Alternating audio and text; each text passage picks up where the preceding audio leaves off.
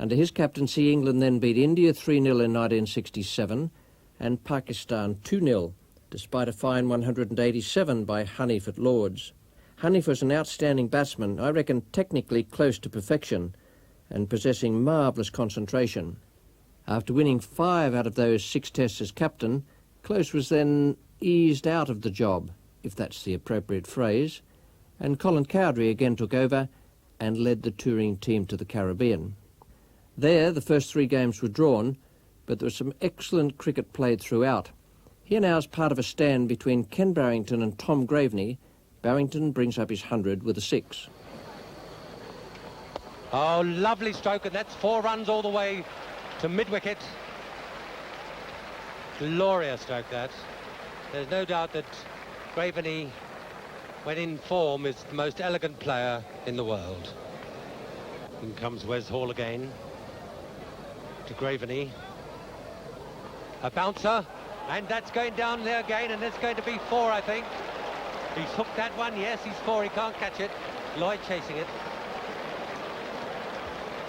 England then 260 for 3. Holford now to Graveney. And he's hit that off the back foot. 4 runs through the covers. Lovely stroke.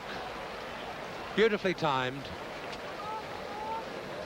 Yes, he certainly is hitting the ball right in the meat of the bat. Gibbs to Graveney. That's a lovely stroke coming through for 4, through the gap between mid-off and extra cover. Now, that's Graveney's 7th 4 in this innings of 34. Gibbs to Barrington now. And a beautiful shot, he's going for 6. 6 it is. What a marvel. I said he would do either 4 or 6. Beautiful stroke. Straight drive for 6, right into the crowd there. What a marvellous way to complete his century. There it is, 105 to Barrington. One of England's greatest bowlers around this time was John Snow, who in 1970-71 was to be Ray Illingworth's trump card in wresting back the Ashes from Australia. In this West Indies test, the second of the series and played in Jamaica, he took 7 for 49 and bundled out the home side for only 143. Snow to Kamash. Oh, he bowled him! They kept very low and he's bowled him, middle and off stump. So West Indies now are 5 for 2 and Kamash bowled there by Snow for 5. Jeff Jones comes in, bowls to Nurse. He's out! He's played the ball on, inside edge, onto the stumps. The West Indies now 80 for 3 with Canai 26 and Lloyd 10, and they still need 97 runs to save the follow-on. Snow comes in again. And bowls to Canai. That's gone, and he's out at second slip. Caught Graveney, bowled Snow. John Snow now coming in to bowl his first delivery to Sobers. And he's out, he must be. LBW first ball. It kept right along the ground. Plumb out. No doubt about that one. It was hitting the middle stump. Snow again. Bowls to Butcher. And he's out. Caught behind the wicket. Caught behind the wicket. Flashing a one outside the off stump. So Butcher caught Parks. Bowled John Snow for 21. Snow took 2 more wickets, Holford for 6 and Griffith for 8. And Wes Hall comes out now. The West Indies still need 35 to save the follow-on. Snow bowling to Hall, Hall's second ball. And he's bowled him! Off stump, knocked out of the ground. Snow's now taken 7 wickets for 49 runs. A wonderful bowling performance by Snow. David Brown going up to congratulate him. Hall out for naught. The West Indies 142 for 9, still needing 35 to save the follow-on with 1 wicket in hand. Jeff Jones now coming into bowl to Lance Gibbs. And that's out. That's the end of the West Indies innings. Lance Gibbs caught Parks, bowled Jones, no score. In the 4th test in Trinidad, England was set 215 to win in 165 minutes. It was a most generous declaration by Sobers if you take into consideration that Hall wasn't playing and Griffith was injured. Colin Cowie came out to bat, the score 55-1. Rodriguez to Cowdrey. He goes for his sweep and he gets it. Beautiful, the old vertical bat sweep. 4 runs to Cowdrey. Rodriguez comes in, bowls to Cowdrey. That's off the back foot and 4 runs. That's better. It's a fine stroke. Gibbs on at the north end, bowls to... That's 4 runs for Boycott. Through the covers. Through, comes in, bows to Cowdrey. And he's lofted that over square leg. Unlike Cowdrey's stroke, but it's going to be 4 runs. Cowdrey facing Gibbs, who's gone round the wicket. Nurse has moved to slip. And they're going to run that one too. It's cheeky. And he's home. If he hit the stump, he'd have been out. As Carew comes in, burning to Cowdrey. Chopping that down to third man. Butcher there, 1 run. 85 needed in an hour. At the present over rate, just over 4 runs and over needed. Gibbs to Boycott on 49. That's his 50. Sobers fielding by the square leg umpire. Polite applause only, perhaps the crowd haven't quite noticed 50. Here he comes. Boycott raises an arm and says thank you.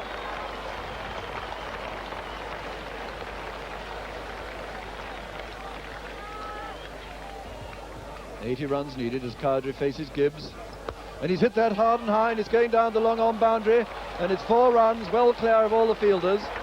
The sort of stroke one's often wanted to see Cowdrey play. It's taken him to his 50. He doesn't so often play that one off Gibbs. Fine stroke. He's 50 now, both batsmen on 50. 55 minutes left for play. England score 140 for 1, chasing a target of 215, which means they need 75 in 55 minutes. Sobers to Cowdrey. That's wide down the leg side, and he's coming for 4 byes. That's as good as a boundary. 4 byes. England needing 55 runs for victory in just 40 minutes. Sobers comes in, bows to Cowdrey, and he's played that one down to fine leg. It is 4 more runs. 4 more runs to Cowdrey. 51 now needed. 40 minutes.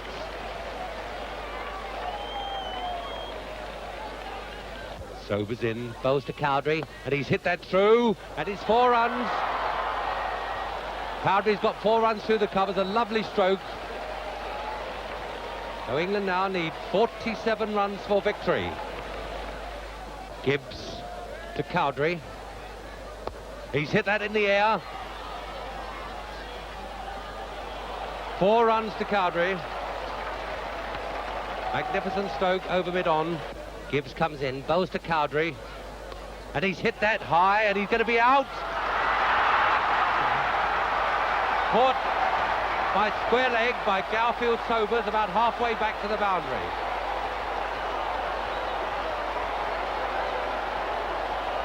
That's the end of Colin Cowdrey's magnificent innings. Caught Sobers, bowled Gibbs for 71. Sobers to Boycott. He's hit that to mid-wicket.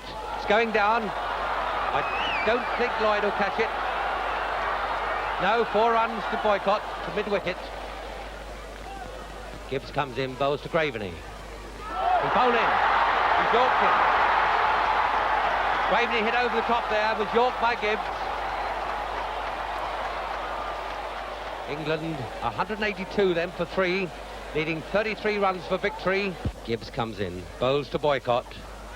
And he's hit that high, and it's gone for 4 runs. 4 runs to the mid-wicket boundary. Beautifully placed shot and perfectly timed.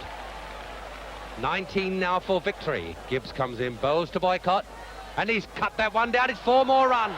He's late cut that for 4. 15 runs then now England need for victory in even time, in over even time. England still need 9 runs for victory.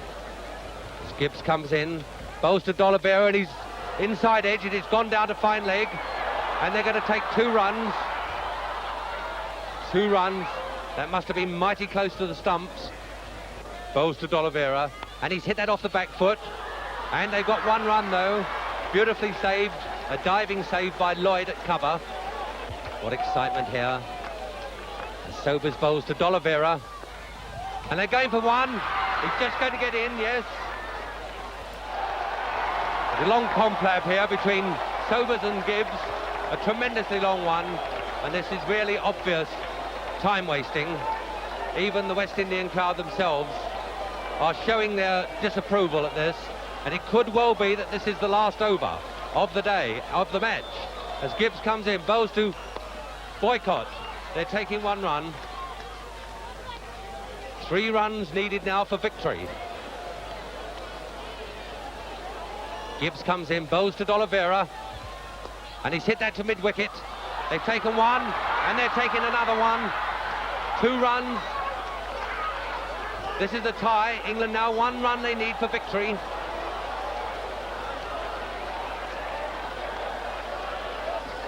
Three balls to go, perhaps another over, but definitely 3 balls to go from Gibbs. England leading 1 run for victory. Gibbs comes in, bows to D'Oliveira, and he's played around the corner, and they're taking it. England have won. England have won a memorable victory. A wonderful victory by 7 wickets, with probably 2 balls to go.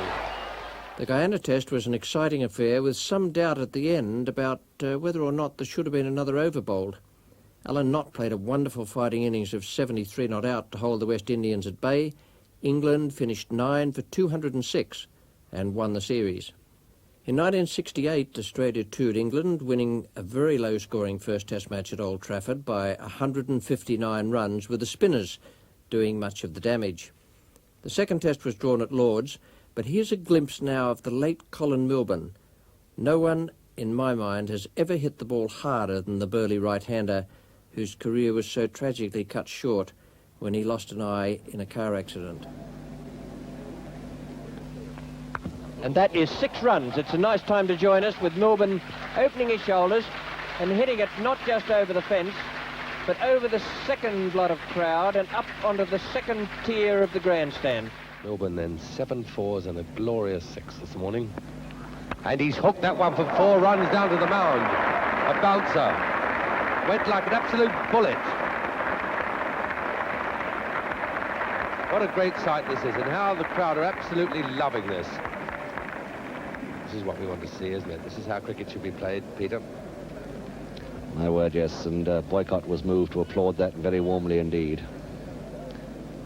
72 he's made. It's 128 for 1.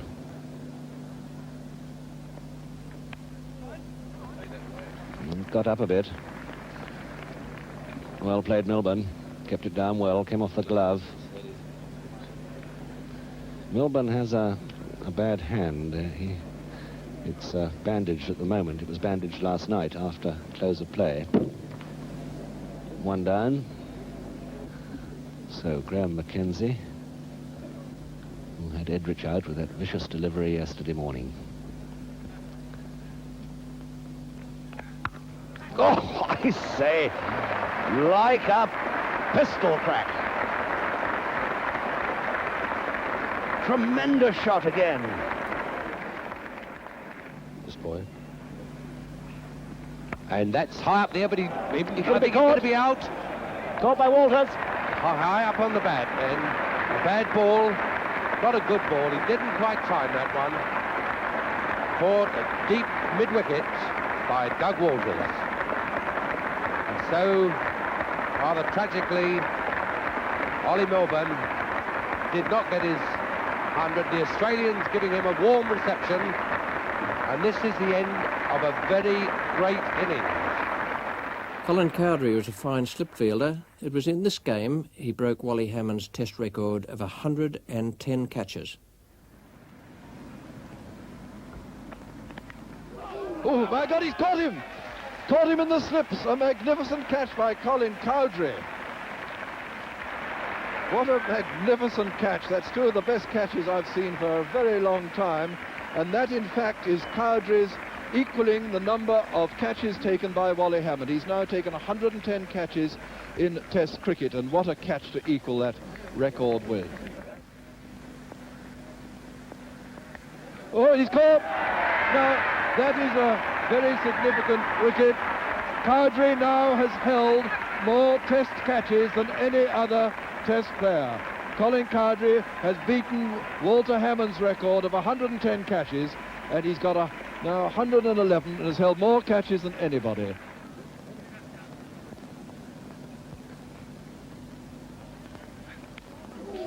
Cowdrey's caught him. Cowdrey's caught his third catch of the innings. Australia are all out for 78, and this means that Cowdrey can ask them to follow on. They were 74 short of the 152. The Headingley Test, which was drawn, was remarkable for the fact that neither captain was able to play. The teams instead were led by Barry Jarman and Tom Graveney. And then there came the final test at the Oval, which seemed most likely to end in a draw, with the rain absolutely teeming down. When it stopped, there was the astonishing sight of the spectators drying the ground after an appeal from the England captain. The players went back on the field, and we join play now with Basil D'Oliveira, the bowler. I think Colin Cowie has tried every possible permutation of the bowlers in the last 35 minutes, and the wicket is proving to be the winner. He's out. Well, there we are. There's the first wicket. D'Oliveira has got it. An involuntary sort of shot from Jarman. Seemed to me he was withdrawing his bat too late. 110, that doesn't matter. 6 down, another victim for Alan Knott in this match. 4 to get. Now Underwood at this end. To bowl to Mallet.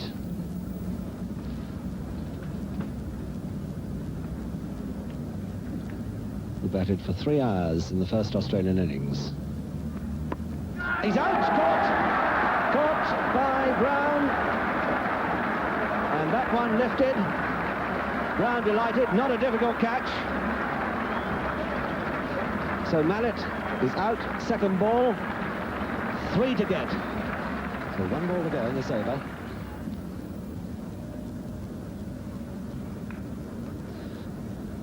Ten men round the bat.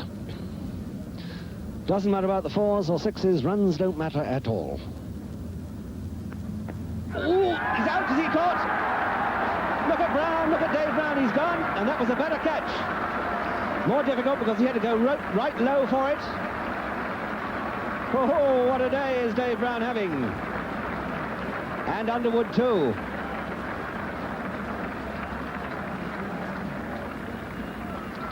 Eight down and 5 of them to Derek Underwood. 5 for 44 at the end of that over.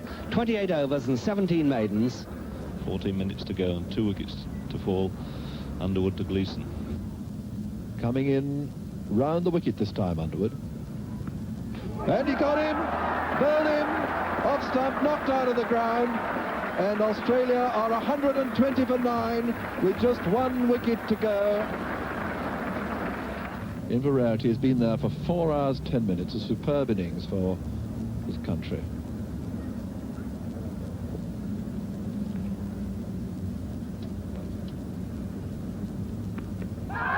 Appeal, he's out!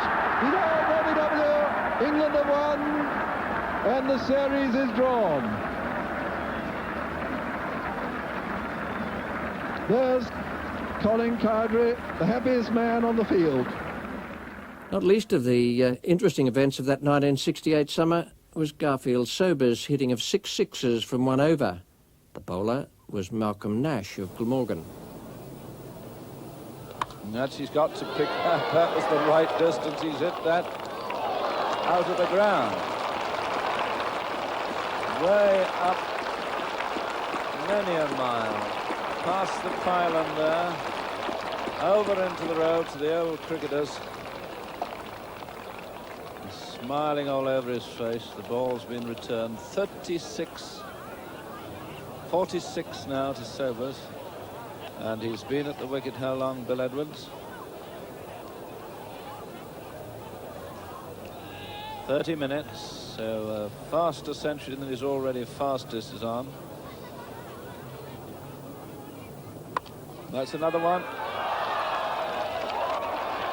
Goodness gracious me, that peppered the top. You see the chap climbing up there to have a look over the wall. That peppered another hotel on the other side of St Helens. A magnificent shot, picked it on the up. From all in to do with a few fielders stuck on the top of that wall over there. some 7-footers, 52. He's got his 50 now in how many minutes, that, Bill Edwards? How many? 29 minutes. 29 minutes. 52 in 29 minutes. That's another one up in the enclosure. The last person we saw hit like this was Marty Bihanga in that wonderful knock against Glamorgan a year ago. 3 sixes in this over. How many balls have you bowled? 3 balls, 3 sixes, 58. What an incredible bit of hitting. Ooh, he's got the shorter one. It's up again. There it is, bouncing on the concrete. 4 sixes in 4 balls. We've had some very good hitting, a very good 140 by bowlers. But this makes him 64. 4 sixes. Wonder where Nash is going to bowl this one. And that will just carry. No, he's going to be out. Caught out. Oh, he dropped it. He's over the boundary. Now, what? Where's my glasses? Somebody's pinched my glasses. Let's have a look. Roger Davis. He's not allowed to go over that boundary line with the ball in his hands. He has to stay this side of it. And they're clarifying the position.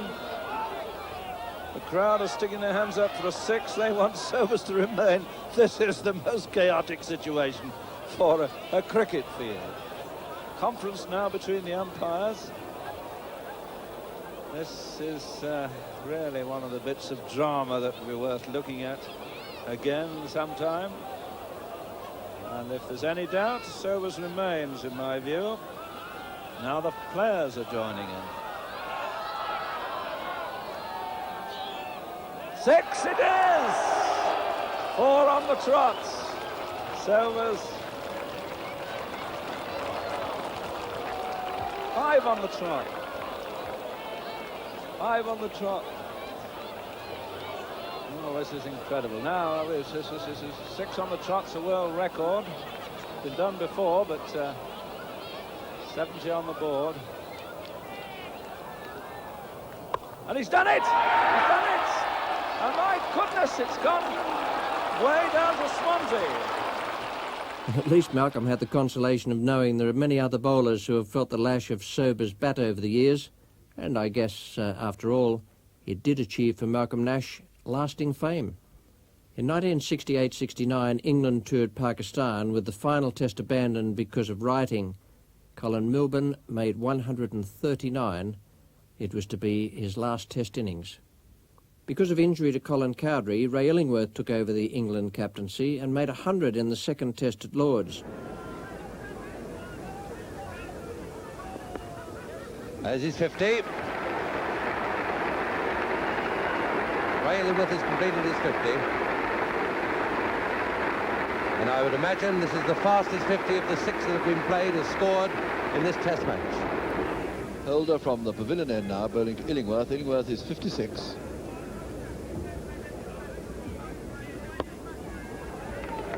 He struck that one well, very well indeed.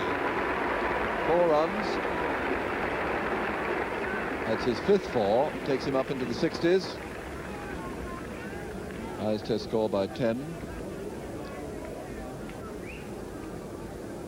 Holder to Illingworth. And he's hit that one away for 4 too. I think it'll get there. Yes.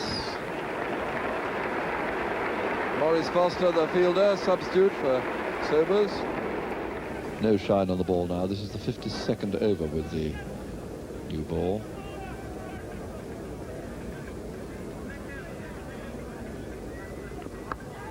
And he's hit that one well down to the mound stands, going for 4. That's his 7th 4. Got hold of that one well.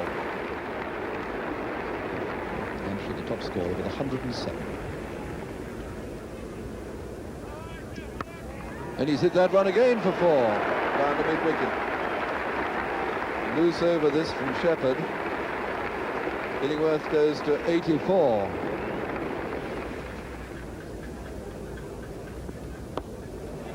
Great shot. Down the track to Gibbs and smashing it away between extra cover and mid-off. His 10th boundary in this innings, and he moves now on to 94.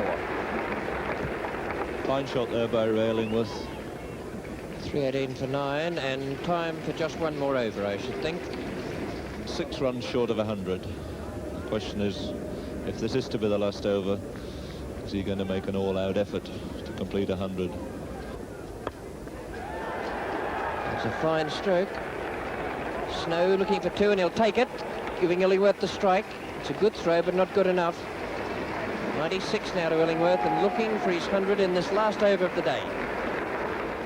Illingworth had to wait until the Monday morning, when he resumed at 97 not out, before he was able to bring up the 3 figures. That match was drawn, so England went to Headingley 1 up, and in a low-scoring, I can assure you, extremely exciting match, they triumphed by 30 runs. Captaincy and the bowling of Derek Underwood had a great deal to do with the win. And asking and given, just touching the glove rather than the bat, and it's the 4th wicket down. West Indies 219 for 4. Caught not. Bowled Underwood, the second delivery that Underwood has turned appreciably in the last 20 minutes. And Butcher out from 91. And that makes things interesting, Dennis. Yes, it certainly does. I must say it was a very, very good ball from Derek Underwood. He flighted it. He got Basil Butcher out there a little soon, and the ball turn hit, deflected off the glove. 84 then needed for victory. And here comes the West Indies captain, Garfield Sobers. Oh, bowled him! Played on, in fact. Sobers looking most disconsolate, and Knight has him again. And that is the wicket England so desperately needed. 224 for 5. A very casual, loose-looking stroke, the inside edge, and onto the stumps. Great test of temperament, this on both sides. England suddenly back in the game with a real chance. 2 wickets falling for 9 runs. Got him! Yes, put behind Alan Knott. And look at the jubilation from the England side. And what a turnabout. 219 for 3, 224 for 5, 228 for 6.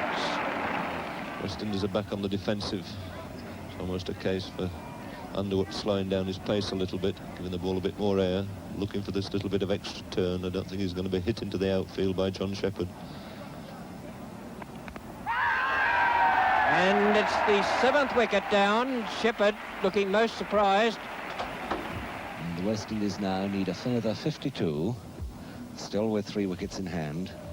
Shillingford and Gibbs, the batsmen, to come in. David Brown from the far end. Hold of the batsman. Hands apart on the bat, very low grip. Phil Sharp, it's the wicket England wanted. 8 wickets down, and David Brown, the man to gain the breakthrough here. Holder caught Sharp, bowled Brown for 13.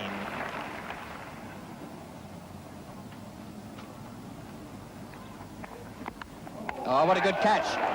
Yes, fine catch there by Alan Knott. The 9th wicket down. David Brown concentrating on the off stump there for Lance Gibbs.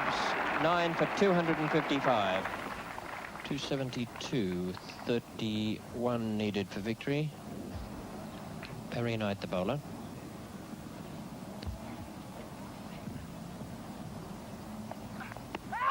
That's out. And it's the win in the series for England, 2-0. Having won the first and the third test match. The win today in the third by 30 runs. In the second half of the season, England played a 3-match series against New Zealand and won 2-0.